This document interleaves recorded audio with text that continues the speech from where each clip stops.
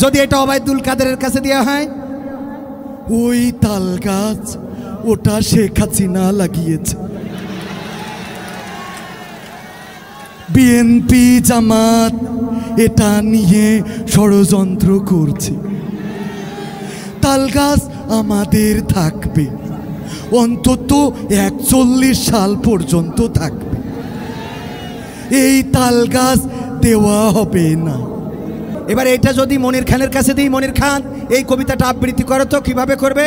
ওই দেখা যায় তাল গাছ ওই আমাদের গা, ওইখানেতে বাস করে কানা বগিরসা অঞ্জনা রে অঞ্জনা। ঠিক না?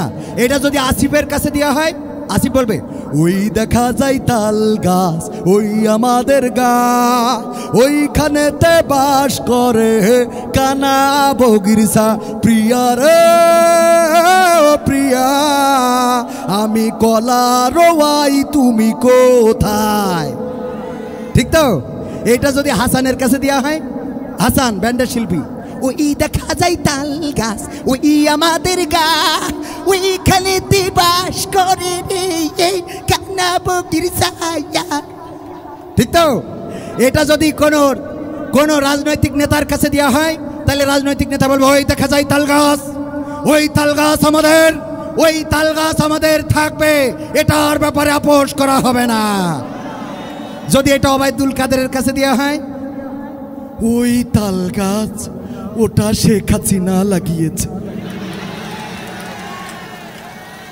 বিএনপি জামাত এটা নিয়ে ষড়যন্ত্র করছে, তাল গাছ আমাদের থাকবে, অন্তত 41 সাল পর্যন্ত থাকবে, এই তাল গাছ দেওয়া হবে না। ঠিক না?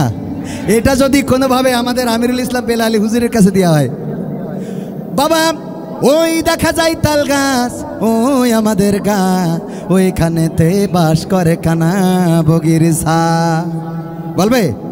আবার যদি এটা মুজিবার কমিটি শিল্পী ওর কাছে দেওয়া হয়, বলবে ওই দেখা যায় তাল গাছ ওই আমাদের গা, ওইখানেতে বাস করে কানা বগিরসা। তা তোর বাপের কি? তোর 14 গোষ্ঠীর কি? এ সুমতি ছেলে, তোরা তো জলে খা।